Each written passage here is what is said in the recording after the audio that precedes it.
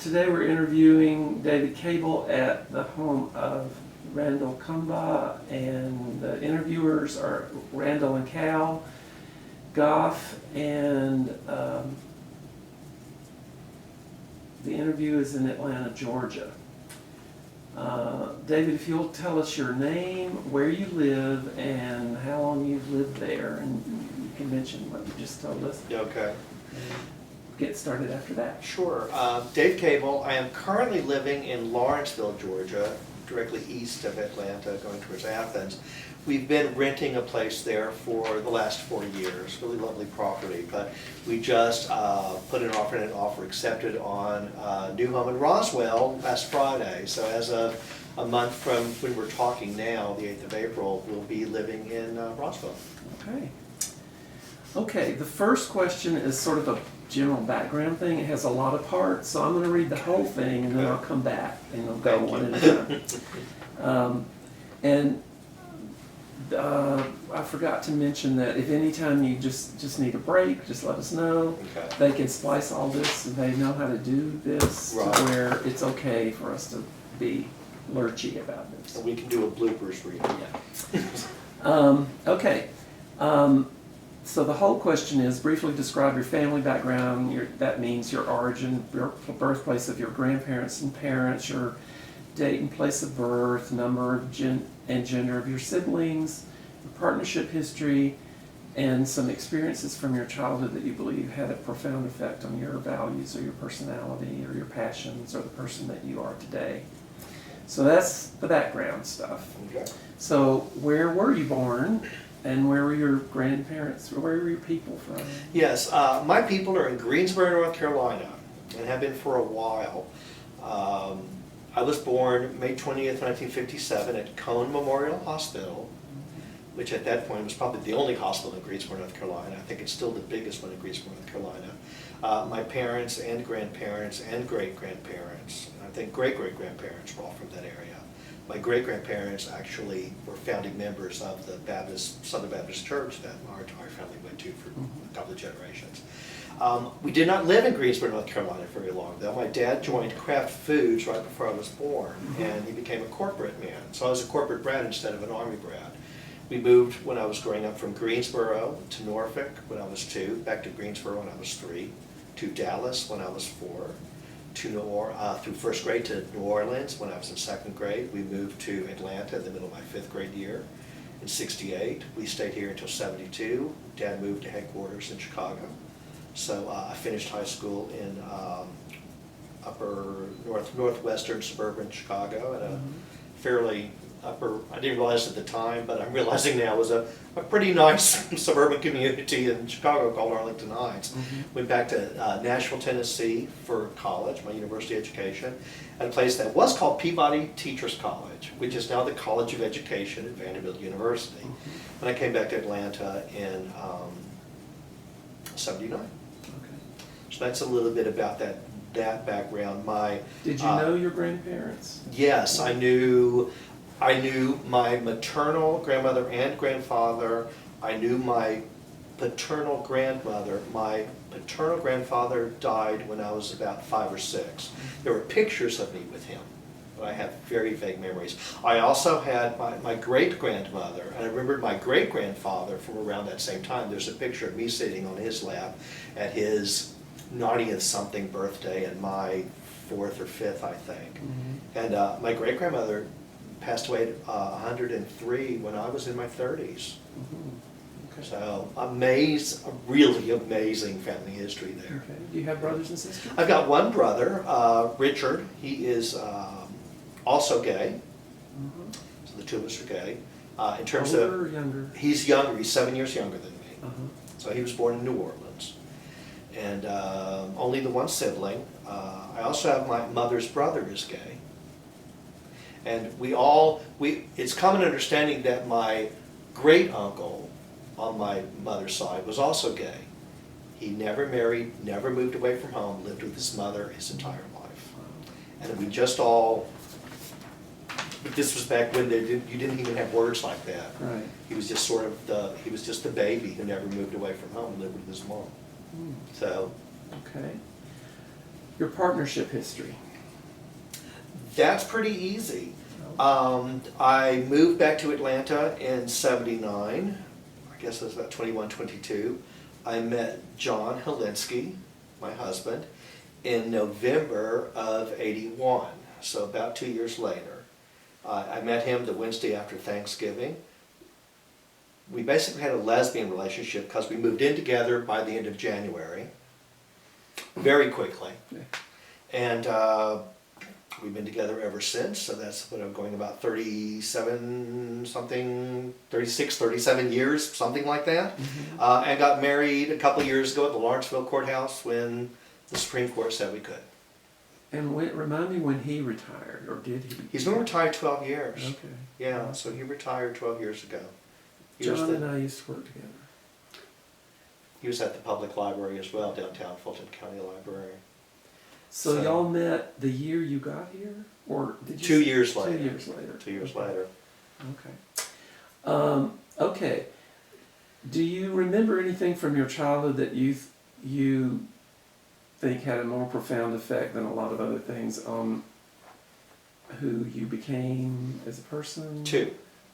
Only two. Two relationships. Two relationships. Two okay. relationships that are by far the two most important relationships in my life, Okay. outside my family and John. Yeah. Does my mom get teary? That's fine. We my have mother's some are- mother's brother, Gerald, the gay guy. my gay uncle, Yeah. lived in New York City. We left Greensboro, North Carolina, and moved to New York City as an artist. Lived in Greenwich Village in a 5-star walk-up. This is the Work- guy who lived with his mom. No, that was my great uncle. Oh, This is okay. my uncle. Okay. That was the great uncle. And on your mom's side? On my mom's side, my mom's only brother. Okay. He worked at the Museum of Modern Art, and throughout my childhood, he would come to visit, and he always gave me, everything he gave me as gifts were these sort of challenging, sort of like puzzle things, or sort of art things, or science things from the Museum of Modern Art, or from the Metropolitan or something. And he introduced me to art, he introduced me to classical music.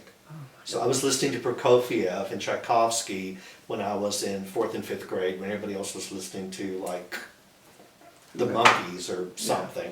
So which really set me up to be like the nerd I was. It's my uncle's fault I'm the nerd I am. Is he still alive? He is still alive, and I Is try he to. in New York? They are in upstate New York. They had to leave New York in about '69 or so when his asthma got too bad, so they moved way up to the country, in a beautiful place on the Battenkill River, outside of Greenwich, New York.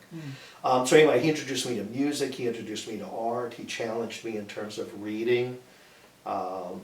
Books. He gave me the autobiography of Benvenuto Cellini for a birthday present. I was in 9th grade.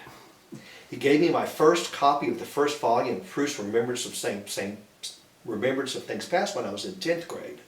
God. So he's been very instrumental, cooking, everything. So that's one relationship, and he is overwhelmingly one of the most important people in terms of my values in my life as an artistic and sensitive and human being. The other one was the woman I met when I moved here to Atlanta in '68 when I was 11 years old, and that is Peggy Ratcliffe. And Peggy had a little shop off of Memorial Drive. We lived in Stone Mountain. I hated Atlanta because we moved in the middle of the school year. I was miserable. And I literally walked through the woods to see what was over there. And there was a big restaurant there, old-fashioned restaurant, and a little general store and a ceramic studio. And Peggy ran the general store, did ceramics and copper enamel. And I started hanging around so much, she basically said, let me put you to work. And she taught me to work a cash register and how to fire in the kiln and essentially was like a mother. Wow. And she passed away 5 years ago, yesterday. Oh, really? She died on April 7th at 7:40 p.m. 2013. Wow. And when I moved back in '79, from the time I moved back in '79 until the year before she passed away when she went to a nursing home, actually even then, I went to her house every Sunday evening for dinner. In the early years, sort of being there to hang out, and in the later years, to actually do housekeeping and make a dinner and help to take care of her and take care of the grounds around their house. Every week? Every week, Okay, every yeah. Sunday from 79 to 2013, Wow. pretty much every week, every weekend Wow. for all those years. And she was my second mother. Wow. And she was an artist. Her husband was Carl Radcliffe Dance Theater from the 70s, 80s. That was Peggy, that Margaret Radcliffe. Oh, That was Peggy Radcliffe. Peggy was Carl's wife. okay. So Carl Radcliffe Dance Theater, I learned about modern dance. He danced with the Atlanta Ballet. Virginia Barnett and Bobby Barnett. Robert Barnett was the artistic director of the Atlanta Ballet. Mhm. I learned about ballet backstage from the ballet company with them, learned about modern dance. Peggy taught me things like Gilbert and Sullivan patter songs and Yiddish and design principles Wow. and Is Cooking. Carl Radcliffe alive? no, Carl died in 97. Oh. And then Peggy died 5 years ago. So basically, between my Uncle Carl, my Uncle Gerald, and Peggy, I basically was immersed in arts and music and dance and literature. So you had mentors. Not from things I was really going to get from my young. parents, who are lovely people and I adore, Yeah. but not readers, not, they're just not, they're not those people. So I got that from my two spiritual parents. Wow. Okay. Next question. Can you describe your coming out experience? Was there one? Yes, oh yes. Okay. It was in stages, I suspect that many things were. I had a high school counselor, God bless his soul, I can't remember his name, but he was important. I had a high school counselor who, when I was in 11th grade, helped me understand that I didn't necessarily have to choose between boys and girls. There's something called bisexual. Yeah. And what city was this? This was in Chicago, Okay. that northwestern suburban, Mm-hmm. where that probably wouldn't have happened if I'd been at Stone Mountain High School all Probably not. those years. So he explained to me that I could be bisexual, so which was a real eye opener. Mm-hmm. I've been sexually active since I was about 11 or 12, actually, Mm-hmm. with both boys and girls. Not girls so much until probably in high school, but so at that point I sort of became bisexual. I continued to have girlfriends through college, as well as guys on the side. At that point, I really thought there was like women were to date and guys were just to fool around with. And it was like, I'll fool around with you, I'm gonna date women, and enjoyed the sex with women very much. But I was like, so the guys are just sort of like a hobby on the side. And it wasn't until I came to Atlanta, and about 6 months I moved to Atlanta, I met a guy named Joey, I think at the Armory or something, and he wanted to date. And I was just like, oh, you want to see me again? You want to see me again? This wasn't a one-nighter. It was like, you actually want to see me again? So he showed up for a date with red roses, and he was a med student, so he was like, took me this nice glass of wine and dined me. And we dated for about 3 or 4 months. They met somebody in Augusta where he was going to school and dumped me. It broke my heart. But so anyway, so at that point, I was pretty much out, but I had not come out to my parents. I did not come out to my parents until I met John and moved in with John. And I called Mom and said, I'm moving, I'm vacating the apartment, I'm moving in with this new guy I met, John Alinsky. And my mother asked, it's her fault, she asked, she said, is he just a friend or is he something else? And I said, well, now that you mention it, get Dad on the phone and explain to them, that it was something else, that I was gay. My mother went into hysterics. I heard Dad on the phone telling her to shut up and calm down. Really? And it was like, it was her brother that was gay and her uncle that was gay. And it was like, really? I mean, it's like I've been buying antique furniture since I was in 9th grade. But, she really could not have been as surprised. I think it wasn't that she was surprised, it was that it was finally official. Right. Now that I'm looking back, it was that it's real, now it's really real. Right. Now we've said it, now it's real. Yeah. Now, how did that go with your brother coming out later? Well, he was 7 years younger, so at Right. that point he was in high school. And again, and we were not close at all. By the time he was sort of a human being to have a conversation with, I had graduated and moved away from home. So he came out probably 4 or 5 years after I did. I was really pissed when he did. I actually had no idea about his sexuality. And I actually told us like, God damn it, you were supposed to be the one to have children. Get married and have kids and get her off my back and see what you've done. And again, this was in the 70s. Not, there was like, oh, we're going to get married, live happily ever after, and adopt children. It was like, not so much. Yeah. So, so did she do better with that or worse? she was fine by then, and she's been fine. She's been fine after the initial thing with John. They're very sweet. We go over there. They come over here and visit. We've been on trips together. They always make sure John gets birthday presents and Christmas presents and things too. How are they doing with your brother?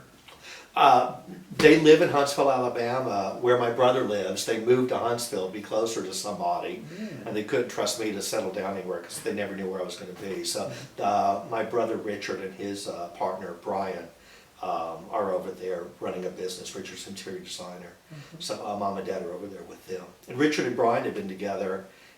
If John and I have been together 36, 37 years, Richard and Brian have been together 31. My parents have been together 66 years now. My uncle Gerald and his partner Bob have been together. They've been together 66. Bob and Gerald have been together for 63. And John, my brother's sister Connie, who's also gay, she and her partner together were in their 20-something years when they both passed away from cancer in their 50s. The point being that is like, there seems to be a history of longevity in relationships in my family. And that's not seems to, that's modeled behavior. And actually, the one time when John and I, was that sort of 7-year period when things, I guess, typically get really bad, or at least in the movie it did, right? so about that time we had that first sort of relationship sort of crisis thing, and trying to figure out, like, we're growing apart, what we're going to do. It was my father who sat me down and told me to be very careful about ending a relationship that I put that kind of effort into unless I was very, very sure. This is my father, who was a Southern Baptist deacon in a church, talking to his gay son, making sure that he was doing the right thing when he broke up with his gay partner. Yeah, instead of encouraging it. Exactly. Automatically. And they actually left the Southern Baptist Church. Actually, they finally left Southern Baptist Church after my brother came out, which one said, okay, that's it, never mind. We can't go and listen to this stuff. So they just left it. Okay, we're gonna talk about GSV in a minute, but yes. And one thing I meant to reassure you at the beginning is that we're not trying to capture a complete oral history of your life, so we're going to flip into GSV pretty quickly. Good. But one of the things we want to know about from everybody who's been involved with GSV is before GSV came into your life, were there people or events or experiences or organizations that nurtured you spiritually that predated GSV? Absolutely. And they were what? Body Electric. Okay. The Body Electric program. I had a crush on a guy, Jim Peavy. You watch this sometime, Jim. Hi, Jim. That had done Body Electric work, and he told me about it. And I was like, oh, well, that's just like, oh, it's a bunch of naked guys for a weekend. And Jim's going to be there. I can see him naked. Yeah. So it's like, I was like, I'll go. Yeah. John Ballou was coordinating and facilitating at that point. I showed up, and the top of my head lifted off. Literally, the top of my head lifted off, and I basically sort of saw and heard the universe. When I left college and came to Atlanta, I'd stopped being a Southern Baptist, and I'd been nothing from 79 until about 87, 88, when I discovered Body Electric in my 30s. And I don't even remember this, but John Ballou says that Sunday evening after the closing, that I followed him back to his office, which is down the street on Peachtree Street, and laid on the floor and cried in his office for 2 hours. And just sort of like, almost like a PTSD sort of shock kind of thing, but in a good way, because I could not comprehend what had happened to me. And that was my spiritual awakening as a gay man. And that was before GSV. That was before GSV. Mhm. And When this was kind of that? melted. This would have been in 87, 88 Okay. when I went through the first, when I went for the first Celebrating Body Electric. Within a year, I was the Atlanta coordinator. I was the first Atlanta coordinator after John Ballou just wanted to just train. Al Cotton took it from me. So there's a history of the Atlanta coordinators. I was the Atlanta coordinator. And as the Atlanta coordinator, there were a core group of us that after men had, the group of us in Atlanta that after we'd gone through the Celebrating Body Electric and wanted to continue that connection, wanted to keep on doing things. Yeah. So we did what we called a full moon group. We'd get together and massage. Are both of you familiar? Are either familiar with Body Electric? Yeah.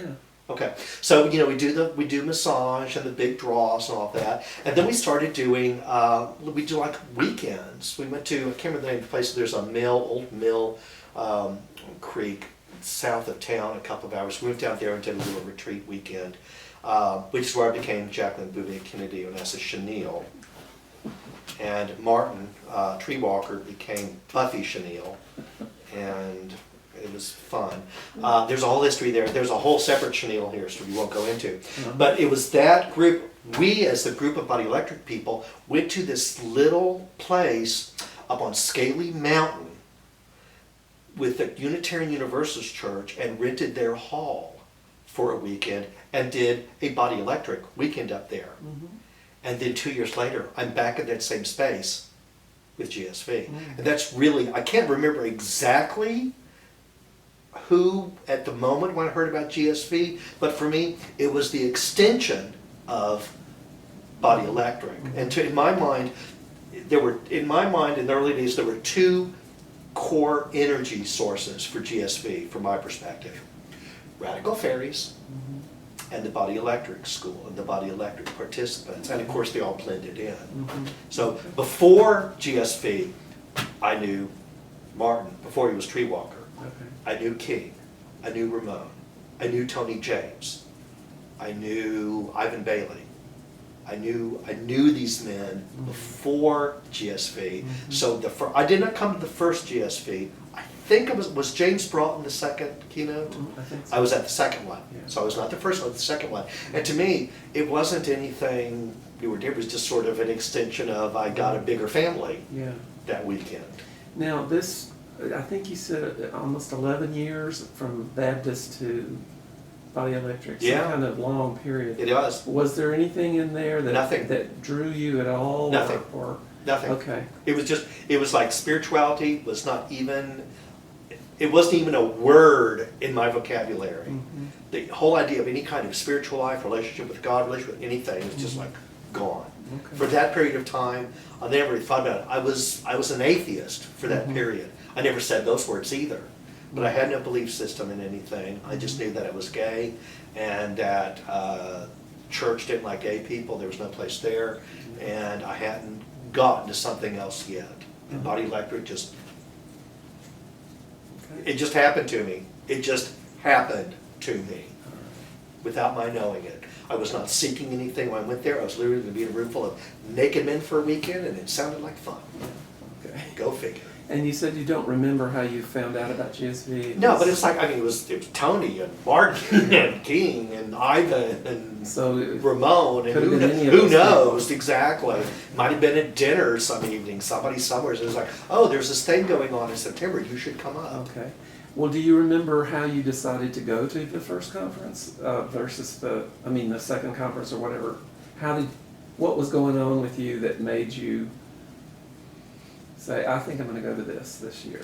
It was like, again, I'm not even sure it was I don't remember being conscious. It was just this fluid. Body Electric, my Body Electric brothers. My Body Electric brothers were going up to this thing in Scaly Mountain. I'd been to Scaly Mountain a year or two before, and I was like, well, why the hell not? Okay. Why wouldn't I go up? I know all these people. I'm going to go up.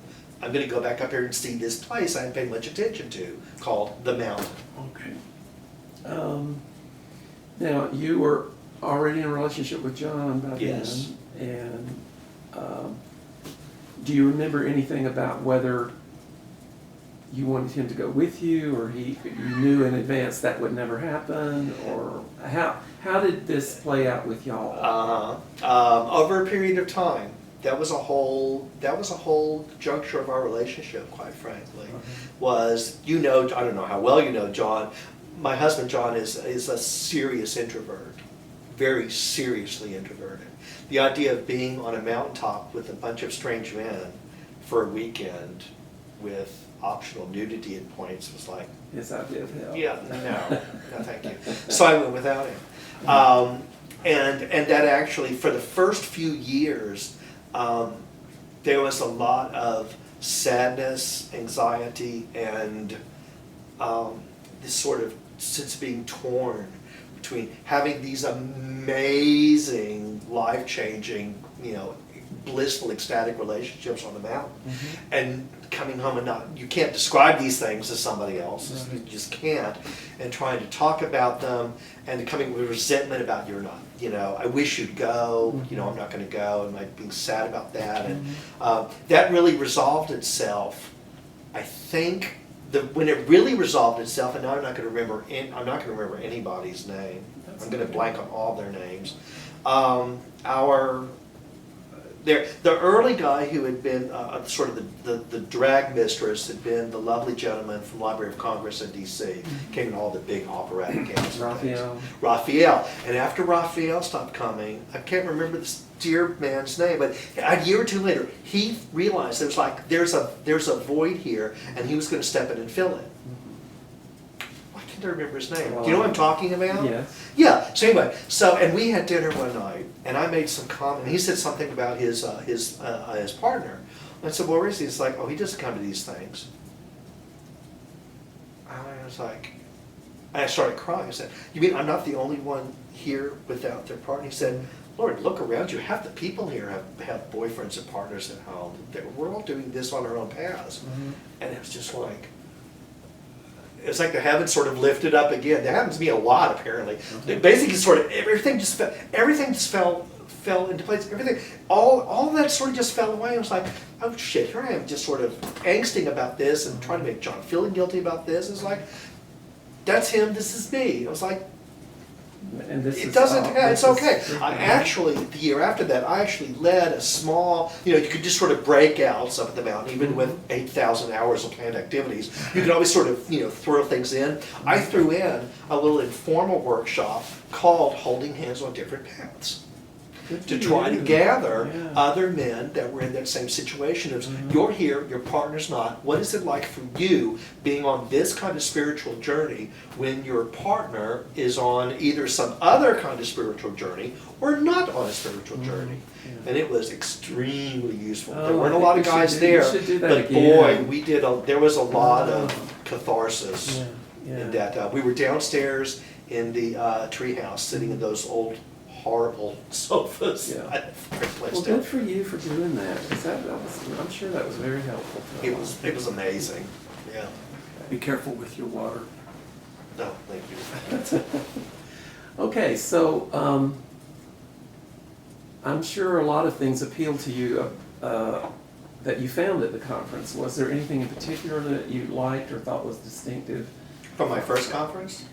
Yeah. Let's talk about the first one. Yeah. If you can remember it, that's wonderful. Oh, a lot of people can't, like me. It's etched. It is etched. It is etched in my mind. The first thing, see, I'm going to cry all through this too. The first thing was being there in about, when was that, 89, 90? 90 was the first, 91 was the would have second. been mine, 91. So at that point, to be up there with a large group of gay men, I guess there were probably 100, 150 of us even at that first one, I think, or a lot. And walking around with this whole group of gay men, and it wasn't in a bar, and it wasn't at Pride, and everybody was nice to each other, and sweet, and hugging, and non-judgmental, unlike regular gay culture in Atlanta, or anywhere at that point. That was overwhelming. It was overwhelming to me to have a sense of brotherhood. Because I had that with Body Electric, but something was like, oh my God, it's exponential. It's just exponential. It keeps on going. That was one. The other was that this place, this Unitarian Universalist Center, had given a large group of gay men in the southern United States a place to be. And we talked about that in those early days, about how long, I mean, I wasn't there, but it's like apparently they went to a lot of places to try to get space. Yeah. Lot of places before they found this place. And I think I literally went around, I probably spent a large part of my first weekend just walking around and crying and hugging staff members and saying thank you to them. Wow. Including Julia Yeah. at that point and a lot of other people. Just being in awe that these people were welcoming us, feeling welcomed, walking around, seeing, the gay flags and the flags everywhere and pinwheels and I don't know, the second conference they already have the banner with the dancing, the warriors and all Well, the dancing. they and all mushed everything. together for me, so I don't know. So it's like, but all that was just like, oh my God! Listening to James Broughton in the at that point in the lodge, not the treehouse, which was actually treehouse wasn't even there then, just in the lodge. Listening to him in the lodge, the poetry was amazing. The drum circle was amazing. I remember. I'm not going to remember. There were 4 of us. It was You mean Mark in the cabin? Tree Walker. No, this was just at the fire circle, at drumming that evening. It was Martin, me, Andrew Raymer, and I don't remember who the other guy was. Yeah. But the 4 of us basically just stood there with our arms around each other in a circle and just started sort of counterclockwise, just kissing each other on the lip. Not heavy, not but just kissing each other, lightly giving each other kisses all around the circle. And then we'd go around and go the other way. And then we'd cross the circle. And of course Andrew's sort of choreographing all of this. But it was just Nice. it was just one of the sweetest things in my life. And there's there's been out here drumming and there's fires going on and people hooting and hollering and small groups of men holding each other and sharing confidences and holy shit. And the first the talent show, which we did in the lodge, everything was just in that one room. Everything was in that one room. It was the only room we had. The treehouse wasn't there yet. None of that was there yet. So everything was in that one room. So the energy there, and the first talent show, and I did not do the first talent show, but I did read some poetry at the second one. So I did. So I remember the talent shows, and I've done. And then do talent shows. I just got back to talent shows about 6-7 years ago. But Do you remember the small group you were in? I mean, was that a good thing? I don't remember the first small group. Really? I do not remember anything about the first small group. I was a small group leader for several years. Those are the ones I really remember. Were the ones that I led, where there was beautiful, heartfelt things that happened in the ones. And again, I think maybe I was more aware of it because I felt responsible for holding the space. Yeah. So I think those tended to hold in my mind. But there's some other ones I remember, but a couple of the ones that I led, I had people tell me years later about something that happened in one of those. I was like, I don't really remember that part. But it really made, it changed somebody else's life. So yeah, that was the first conference. I remember all of that from the first conference. And I think if it was not the first one, the second one, maybe the third one, John Ballou and I led a sort of a miniature body electric experience, just doing breath work. Yeah. The breath work and the big draw.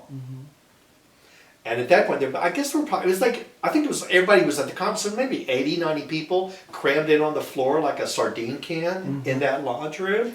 All this breath work. Can you tell people who might not know what it is, what the big draw is? Yes, this is the concept of body electric. It's really something that Joseph Kramer started, which was really taking concepts from tantric, Eastern sexuality, melding with a bit of some American Indian kinds of history. It's what we would call cultural appropriation now, but really worked at that point for a lot of gay men. And in tantric, in the tantric practice, you use conscious breathing and breath work to move energy around in your body.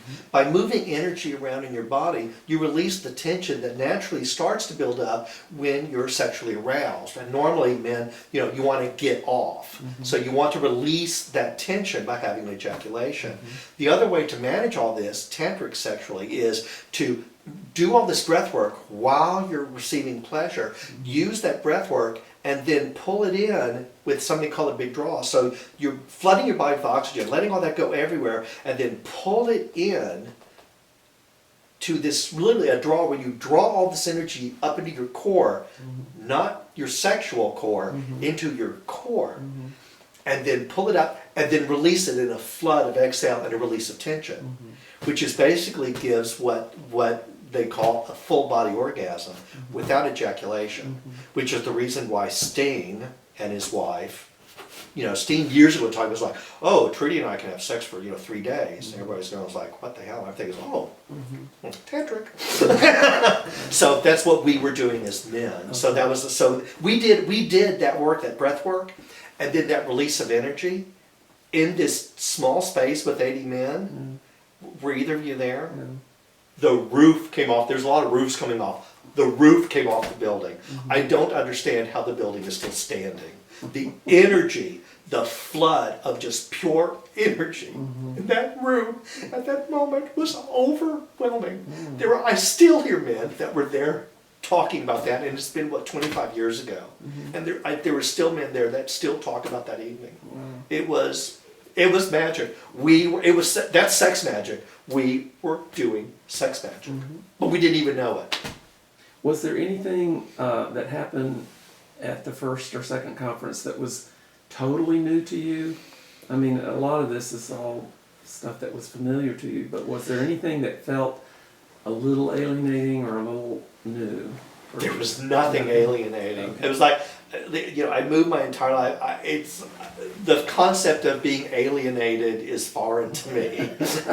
Alienation is alien. Well, alienated is alien to me. I didn't mean to make it negative. No, but something that was just sort of like, I had to sort of stop and think about it, sort Like of the had to Native American absorb. stuff you were familiar with, rituals you were All of familiar this with. it was like it was just a natural extension of the spiritual path. The Okay. spiritual path, I started with Body Electric, just naturally became GSV. And it's just like I moved it from that space and that group. Now we're doing it at the mountain. But it was just like, More of the same. it was just home. Okay. Tony Jones, years later, Tony James and I sitting and have dinner. And when we're having dinner one evening, and I stopped and looked and was like, do you realize we've been spending the last hour and a half talking about holding sacred space and creating sacred community and all these things? It's like, I thought, if you told me 15 years ago I'd be talking about holding sacred space, I would have thought you were out of your mind. But it just became, and ritual, and talking about the importance of ritual. These were things that they were just right. It wasn't like I had to absorb them. It was as if I was remembering them. Okay. As if they were coming back, as if they'd been there all along, and I just had somebody to open the door and help me remember them. It was that organic. It was that truly That's organic. wonderful to hear. Okay, so you didn't have to do any struggling to accept. It was, you were ready. None. I dove in head first. So after that first conference, did you go? You went to the second. You went in several consecutive years after that. I went from 91 till 97, 98. Okay. At which point I took a new role in Ernst & Young, and I was traveling.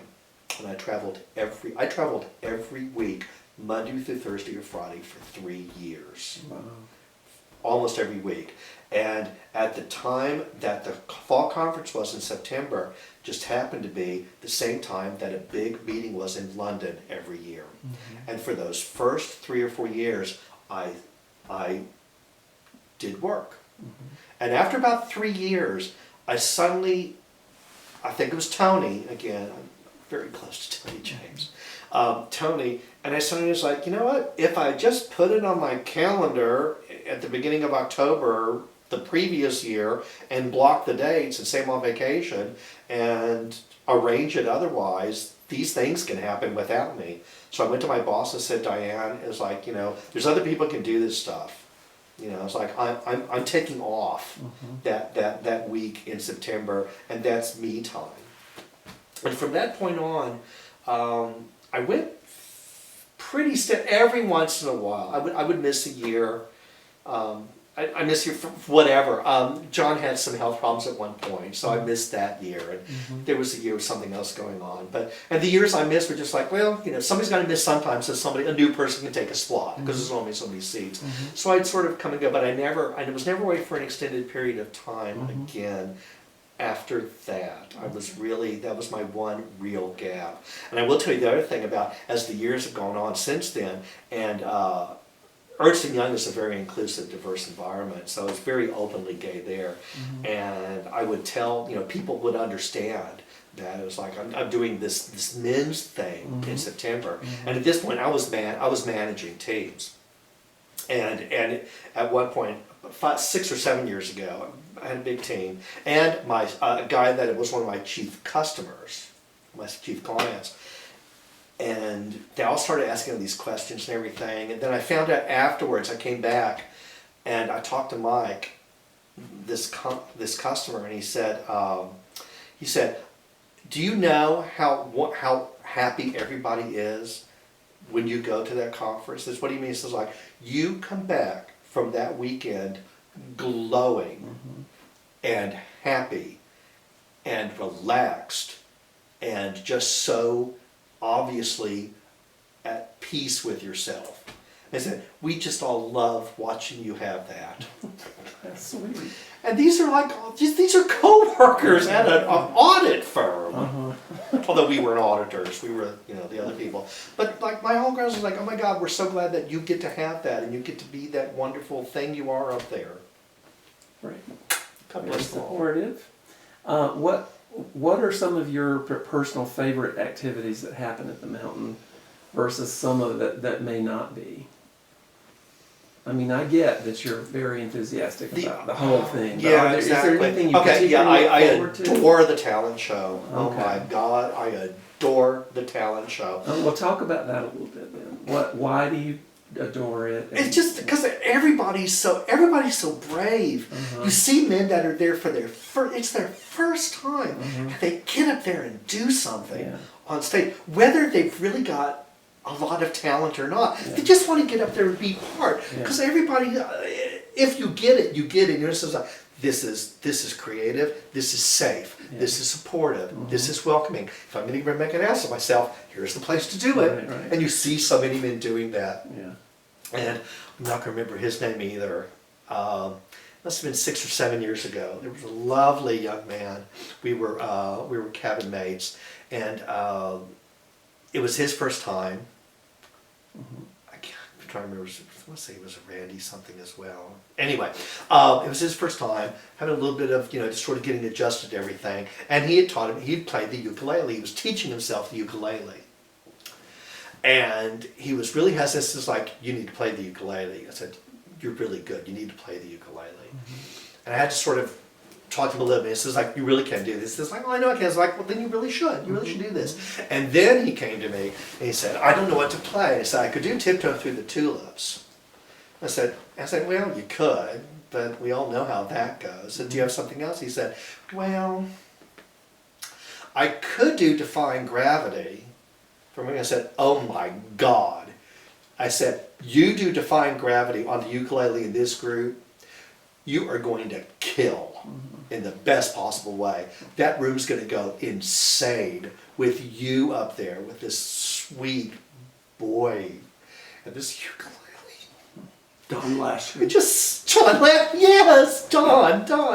And just that sweetness and being so vulnerable. And the whole thing with ukulele, with a woman that was a friend of him who's, I don't remember if she died or was really ill, but he had started the ukulele for her, and they streamed Defying Gravity. And it was just one of those magic moments. And there were so many of those, just men, you know, and the Parade of Beauties. Because there's like one of my favorite things about the fall conference that is not a planned activity is many times Dave's conference experience is to hang around with all the clothes downstairs and to help people dress up. I'm very good at helping somebody else find the outfit that looks good on them. I'm great. It's like, oh, you look great in that. It needs this hat. I can accessorize. Yeah. You know, this hat. No, those earrings are too big. Use this. No, that doesn't match. Get here. Those shoes are perfect. So I just like just sit down there and like just dress people. Just dress them. That'd be fun. So that I think that and the talent show is probably the two really big ones. And opening and closing, the opening and closing ritual. Actually, opening the fire with the fire bridge. And I don't know that they're doing it. I haven't gone the last couple of years, but the last one I went to, I don't know if I didn't hear it or if they just weren't sort of playing it up. But you know, the whole fact that now our ashes are carried forth every year and placed back in there. So the ashes of King and Ramon and all these men on that list, our ashes are there every year coming back. It's like, I've got it written down. I'll be damned if some of my ashes aren't going to go in that fire pit. Wonderful. They're going to. I'm not going to be there. So, do you remember any of the keynote people at all as being wonderful, or are they all wonderful? Oh God! Well, the ones that favorites? really, Broughton, because it was the first one. Yeah. I love the year that Andrew. We didn't have another guest, but it was basically Mr. Andrew. When Andrew Raymer, sort of did our keynote, and the one he's like, oh, Andrew was just Andrew. Andrew was amazing. I'm not gonna remember his name now. Bear. When when when we had a transgender male. Yeah, I was really surprised at how many buttons got pushed. Yeah. The thing is, well, it's like, and it's like, and mine too. I wasn't watching other people's buttons be pushed. I was watching my buttons be pushed, and it was like, wow, this is really, really healthy, really, really disturbing, and really, really scary. And I even remember, and actually we had a puppy pile that evening, and I spent time with Bear in the puppy pile, which felt very good for me. And again, there's the whole thing, I still consider myself to be bisexual. Although I haven't had sex with a woman in a few years. But I still consider it to be bisexual. There was the other big, probably one of the biggest moments for me was something that happened a little bit inadvertently. Though I could see it coming as it was starting to happen, but I think it may have been the year that Bear was there. Maybe it was the next year. But there's always all this conversation about women and all these men's relationship to women, and a lot of gay men being very what's the right word for woman phobic? Misogynistic. Misogynistic. Thank you. Yeah. I knew it was. I think Andrew. Misogynistic. Being really misogynistic. Which I can't, I understand it, but I can't relate to it. And there was all this going on, and I had shared it in small group, and then I think it was closing circle, but at some point, I think in a town hall setting, we were bringing all this stuff up. And I got up and I started to say this, and there were men in my small group that told me later, it's like they were all just sort of staring, it's like, is he really? Is he going to there? And I stepped and announced to everybody that I basically had a fuck buddy relationship with my best friend who was a lesbian. And that got some people's buttons pressed really fast. And it was just, and it's just one of those things. It's like, it's like you've got your world very set up in this very little way, and guess what? There's a whole lot of other ways that all this stuff happens, and it's like, and it's not all pure misogyny up here. There are men that think that way. It's like, I'm just not one of those. I really like women, and ironically, almost all my best friends are women. I actually don't have that many close male friends. Most of our really close relationships are with women. has nothing to do with anything except that, you know, it's one of the things I feel about GSV. I understand it's a safe space, one needs to be a safe space, but You think I the world miss, is bigger. I than miss, that. yeah, I miss that feminine. What would it be like to do do a co-conference with a lesbian energy spiritual group someday, somewhere else? Okay. Tell us about some of the people that you met at GSB who particularly, that you're really glad you met. Oh, God. I'm not That gonna you remember did all not these know names. before. You Yeah, didn't- no, you exactly. didn't know Some of them these in names, body I'm not gonna language. remember the names either. Well, you can just Tree talk about Walker's, them. Tree Walker's, one of Tree Walker's early boyfriend in the early days, was it Dragonfly or I don't know. Magic Boy? I think it went by Magic Boy. He got me in a sarong. Never occurred to me to put on a skirt, never occurred to me to put on a dress, never occurred to me to dress anyway like a woman.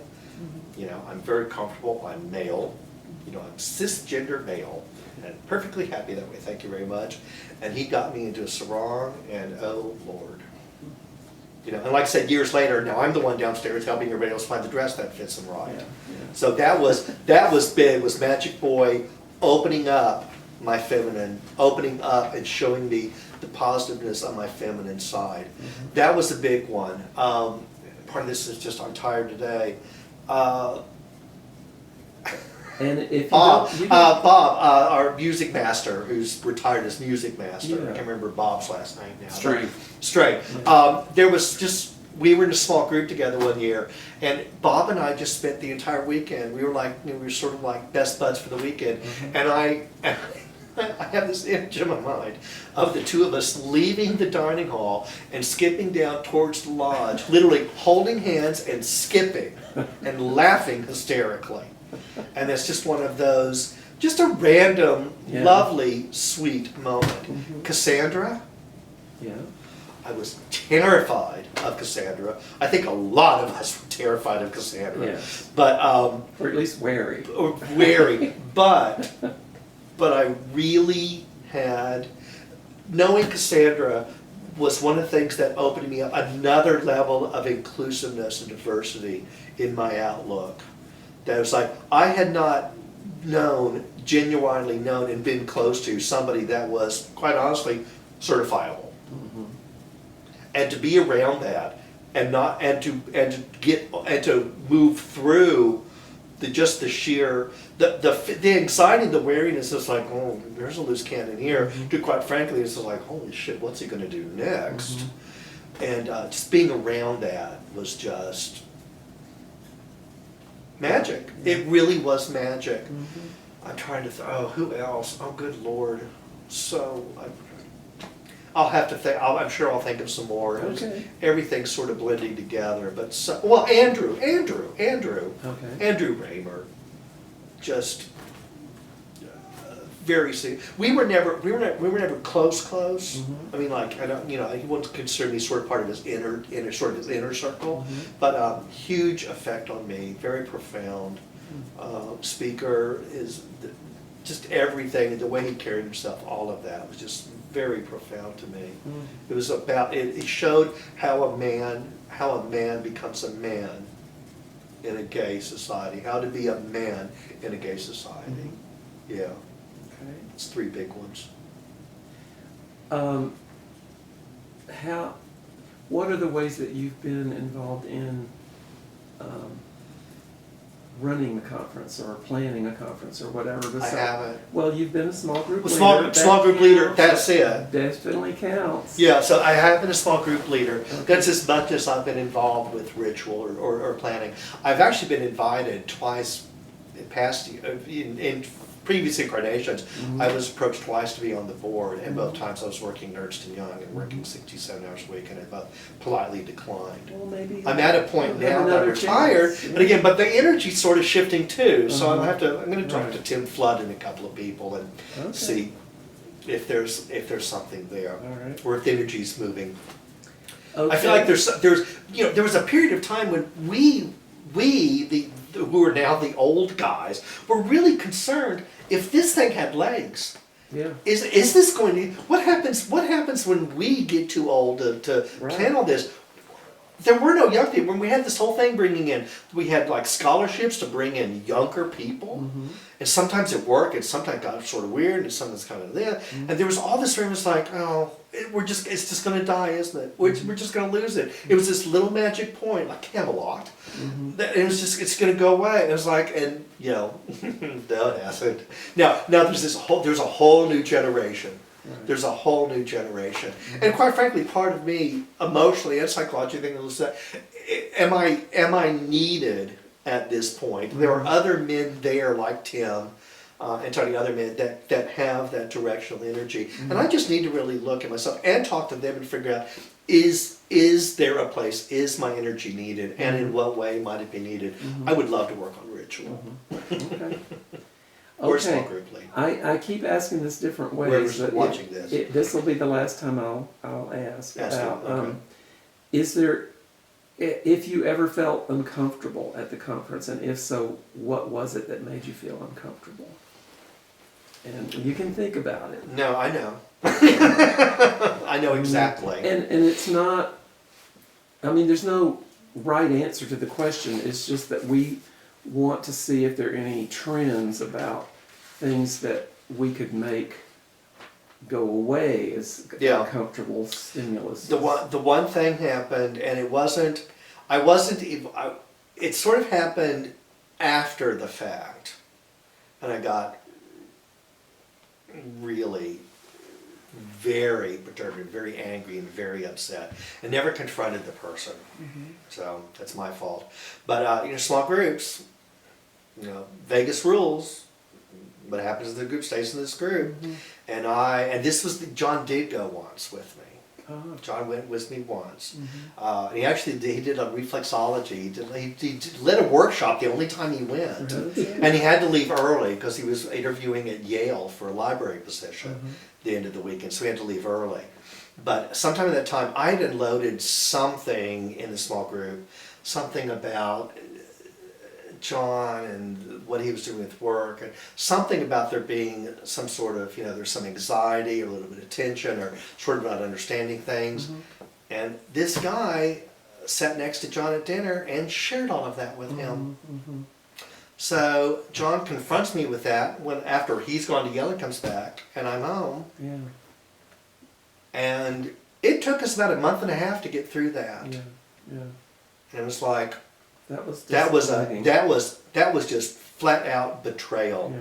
That was, quite frankly, that was a betrayal of everything that I believed in and believed about that conference. Like I said, I never confronted them. So one thing that I'm assuming we can take from that is that we need to emphasize the damage that can be done if people don't take that seriously. Yeah, absolutely. And I don't think we necessarily do that. We just verbalize it and let it go. Yeah, exactly. It's like people are, and I've listened to other people. It's like people are unloading. Yeah. A good small group is a place that you can really unload some stuff, Yeah. and people do, and I do, because that's what it's it's there for. for. And I'm very, I think I'm very open-hearted. I'm very trusting. It's like, here's the rules. I'm playing by the rules, and it's like. That's the only thing I can think of is like really just, just blatantly like, oh, this is just like, but that was somebody just breaking the rules. Yeah. There's nothing about the conference. Okay. I will say though, I'm really glad that they've over the years they've closed down, not closed down, but they've restructured the opening and closing circles to basically, sort of say a sentence or, tell a brief thing. Because like, I don't know if you remember, but a couple of those early circles, literally 4 to 5 hours. Right. And it's already 150 guys. It's gonna be almost 3 hours if you just say a sentence. I remember one that was like 6 hours. And it was like, and it was deep and it was meaningful, but part of me was like, oh my God. Yeah, it's Shoot exhausting. me now. Yeah, right. It's like just too much emotion. So, Okay, so I think you've already answered this thing about how GSV has affected your circle of friends and acquaintances. There are people that you consort with now that you met through there or through Body Electric. absolutely. And again, and some of by pleasure. Here, another one. Just I knew him again from Body Electric, but just one of the sweetest men on the planet. Okay. And I've got just a very sweet one. And Dewey, Lamar Smith, Dewey Smith, somebody else that I've met, through that's just become, just really a sweet man that I just, I really look for and Great. like being around. There's lots of them. Okay. If somebody, you met somebody who you thought would be a good candidate to go, what advice would you give to that person going to his first conference? What kind of tips would you want to tell them to prepare them for what's going to happen? Or are there any? Yeah, I mean, definitely. I could do Dave's guide, Dave's top 10 probably. Uh-huh. Let me think about this one for a moment. Don't talk yourself out of it. Don't let yourself talk yourself out of it. If you're there, it's because something has brought you there. So whatever your normal pattern is, really try to be open to the weekend. If you're there for a reason. So be open to that and try to just trust that whatever message you need to get out of the weekend, you're going to get. And it could be you go to one and you never come back again because you got your answer that weekend. And there's other men that will come there and keep on coming back year after year after year. But if you're in that group of men, a group of men on a mountaintop, sharing ideas about what it means to be a spiritual being and a gay man at the same time, just trust that it is opening, that it is welcoming, that people are going to honor you, that they're going to respect you, and that they're going to love you with open arms, and just give yourself as much space, as much permission as you can to free yourself and not to judge yourself and not to censor yourself, and just be as open as you can be. Okay, that's the bulk of the questions that we have. There's a couple of other things like, are you part of any other gay organizations now, or have you ever been? And how are they different from GSV? I was the initial Atlanta coordinator when we started an LGBT affinity group at Ernst & Young. Okay. So I was probably, I don't know, I was probably more out than almost anybody else, I guess. I don't remember how, I don't know, it's me. These things just happen to me. I've got a lot of energy, I'm really open. It was like, oh, Dave will do it. So I was the original coordinator for that group and organized all that. And then involved getting people into seats for our table at the Human Rights Campaign, the HRC dinner every year, setting up the booth at the park for Pride, organizing social events and things. So I was extremely involved in that for 4 or 5 years. And of course, that's it's an affinity, it's an affinity group in one of the 4 largest public accounting firms on the planet. Yeah. Complete, these are professionals, all the people there are professionals, auditors, tax accountants, very sweet, lovely group of people, but not much radical fairy energy going on at the LGBT group at Ernst & Young. So you do see it's them pretty as structured. functioning very different. Oh yes, Okay. yes. All delightful people, but way different. Do you remember ever encouraging anybody to go to a conference, or not particularly? Or are you responsible for getting somebody to? I don't think I am. Uh-huh. But again, I may not know. That's true. I'm not conscious that I'm the reason You somebody did not is recruit going. anyone. I was not an active Except John, recruiter. maybe. Except John, who went the once, and he didn't want to go back, but he did. It was okay. Okay. So, no, I don't think I've dragged people there. Okay. Is there anybody in particular you think Randall and I or somebody should interview for this project because of whatever you think they brought to the conference or got from the conference or whatever? We don't want to overlook anybody that Yeah. you feel like is super. Well, I'll throw out some the names. ideal will be everybody, but Yeah, we just want to exactly. get your ideas. I've had a couple names just because they may not have been people that you would think to approach. Okay. I would say Gary Kaufman. Okay. And Pleasure. We did interview him. Oh, you did, because it's like his view on things is like you'll get a real interesting. I'm sure you've got a very interesting perspective It's for a great Pleasure. interview. Because he's got it. He's just like an imagine. So I'm glad you got him already. Yeah. That's a perfect one. And also, in Uh, thinking about this, you can think about whose oral history you would like to hear. Yeah. Who would you want to?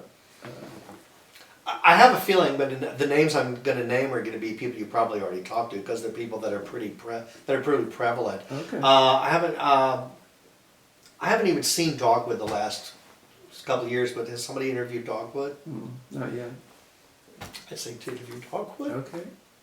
He's another sweet man. Yeah. Adore Dogwood. Who else? Have you done Tony James? Mhm. You got Tony. See, Tim Flood. No. Now, see, Tim's in Florida. Let's see if Right. you can work something out. Tim's been around for quite a while, Mhm. and Tim's got a lot of history there. And I know he's in Florida, but if you figure it away, he's on the board now. Tim's another one. If you're talking about people, I'm just really glad I met. Mhm. Tim Flood's another one. It's like we don't sit and have like long heart-to-heart talks, but Tim and I have some kind of weird little impish Mhm. connection.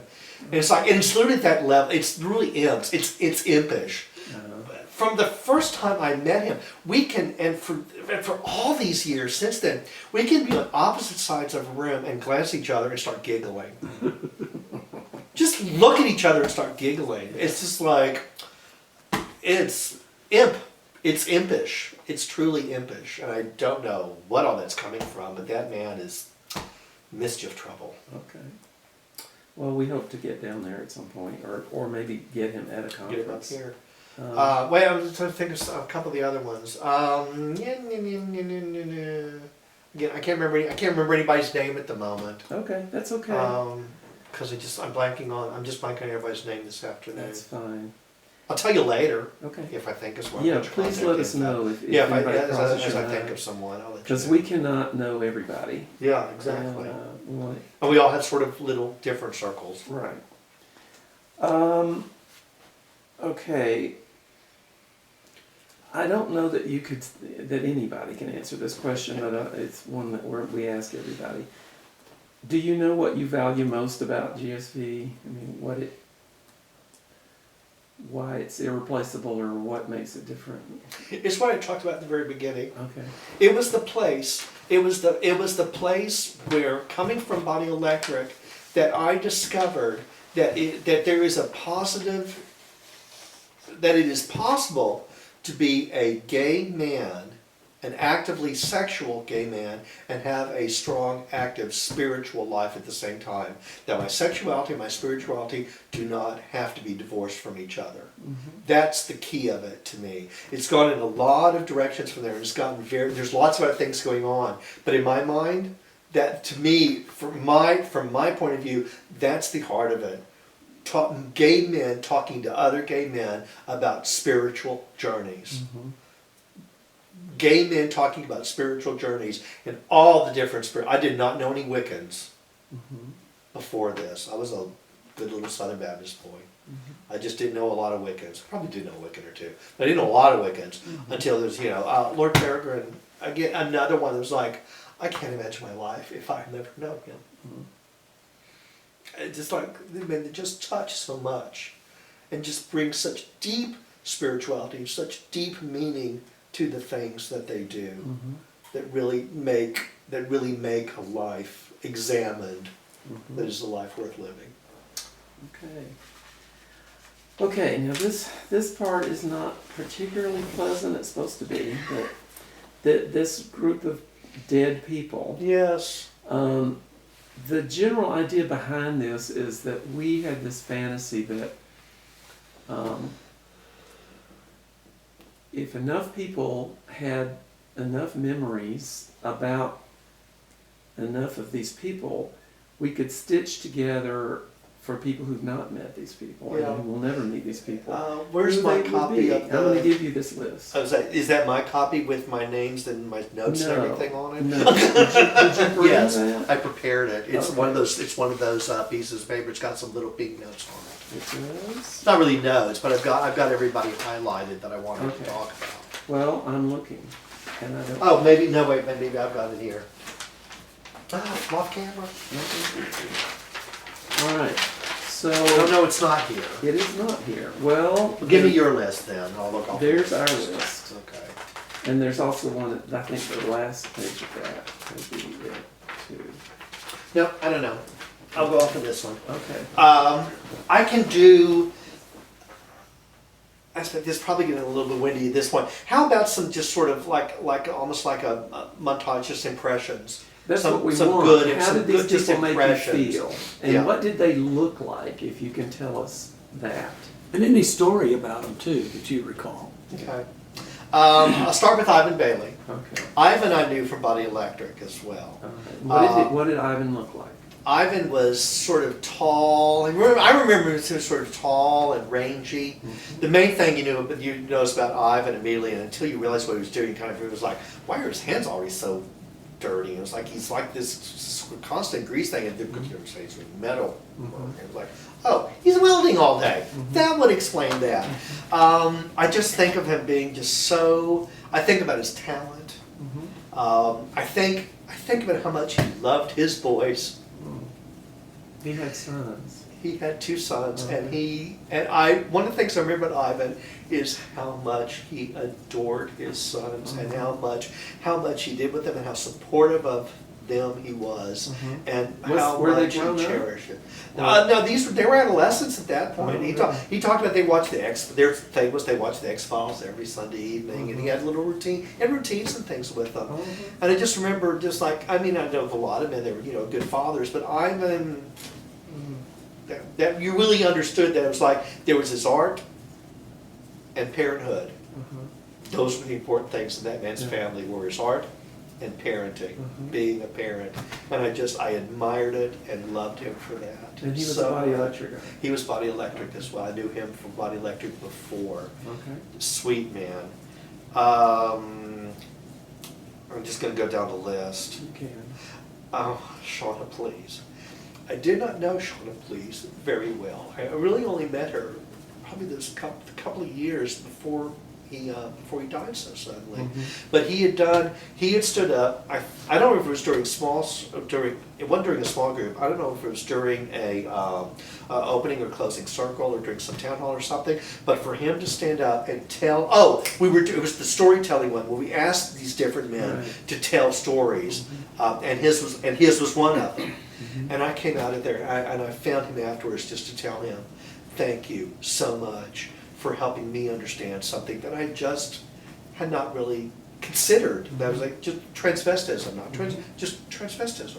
And what does that mean? And what does it mean to live that way? And it's jokes, and it's like, British comedy dragon things. And to hear a man in his journey through that, changed something in me. I very, very dear man for the very, very little time that I actually had to know him.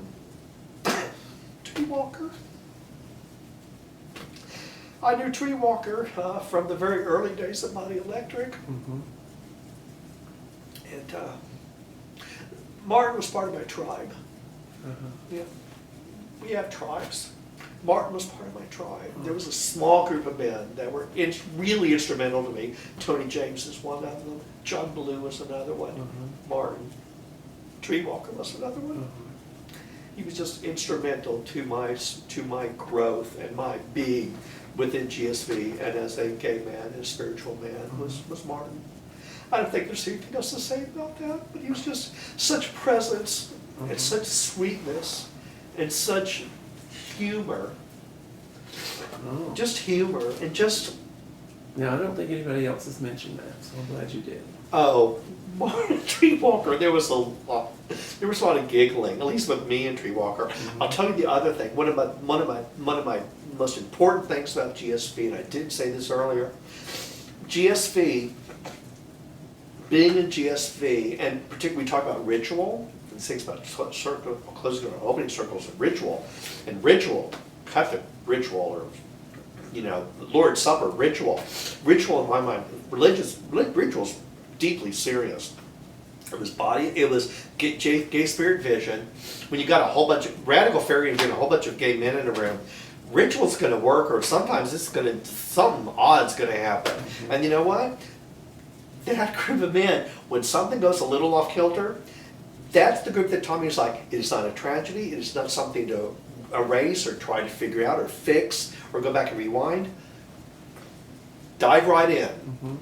Wherever the hell that's going, dive right into it and giggle and laugh. It never occurred to me that you could just giggle uncontrollably during ritual. Yeah. Because ritual's supposed to be solemn. Right. It's like, and to just be able to like rolling on it's like, oh my God. Just ritual. Yeah. I'll tell you what, and these are not questions you asked, I'll tell you one other real memory, a real memory. I can't remember when it was, but we opened the circle and called in the elements. It started raining. And the entire time, it rained the entire. Of course, you're in a. I tell everybody, it's like, you're in a subtropical, but you're in a. I can't remember the term now, but you're in a rainforest. A moderate, moderate. But there's a term for it, it's like a moderate rainforest, or something about a temperate. You're in a temperate rainforest. You're in a temperate rainforest, so it's going to rain. So enjoy the rain. You're going to be wet. So just like being wet, because that's what's going to happen. Don't let it destroy your experience. And we just had a really glorious, wet, soggy, damp weekend.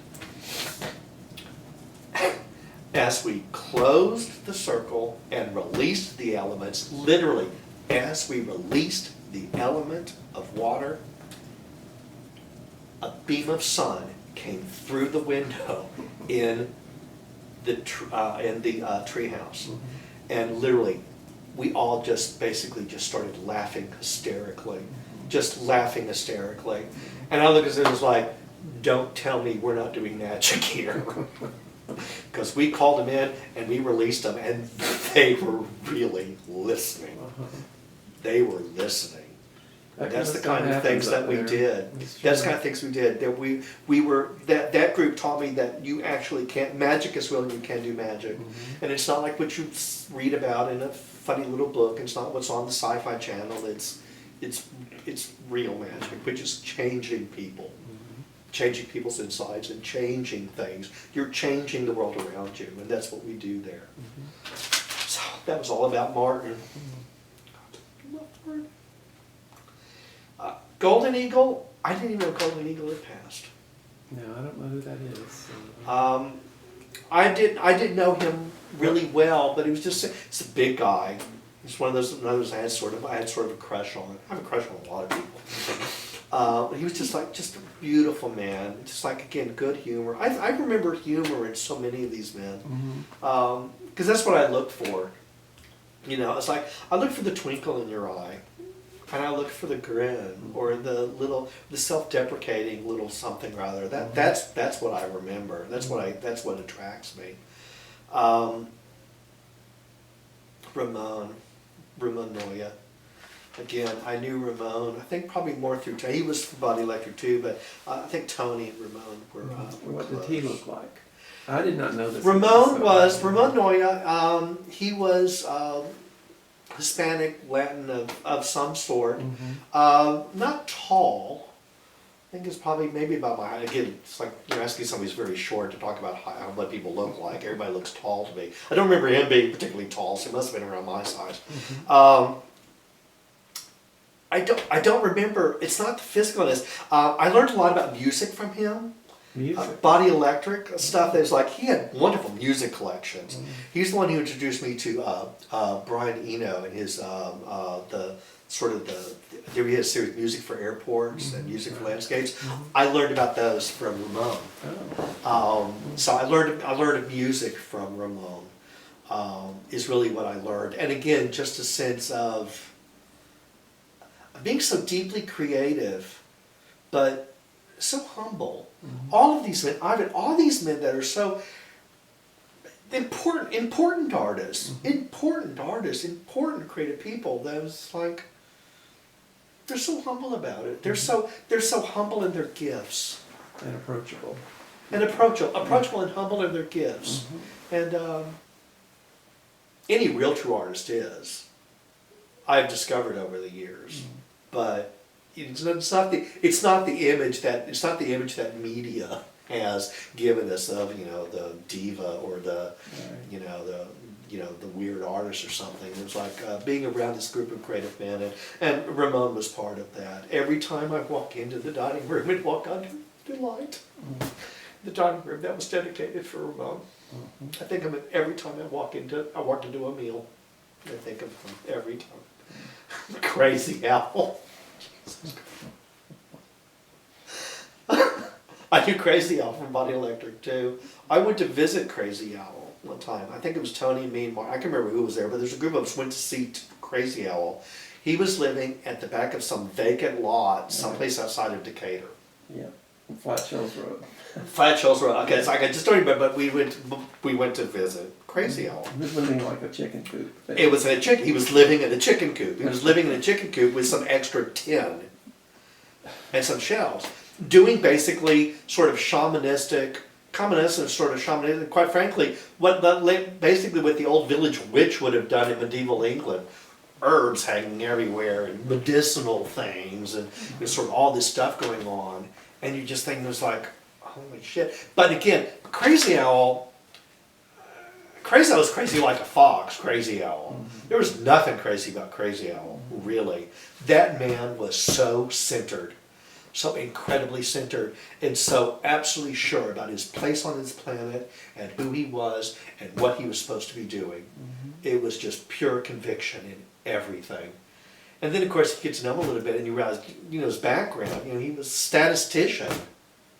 He was the guy who did all I understand it. I know if I got this right, but I understood. He was the guy who did all the sort of statistical work on the data and everything. Basically making a case for creating Sesame Street as a children's program for PBS. It was like, there's all this research you have to do about sort of focus groups, figuring out what do kids want, and is this going to work? My thing was like, that was what Crazy Owl did. He was basically he's responsible for Oscar and Big Bird, indirectly. But to go from he was a statistician to living in a chicken coop with herbs. I would not have guessed that. And it's just like, that man had his shit together. He really did. Cassandra, I've already talked about Cassandra. Cassandra was just Cassandra.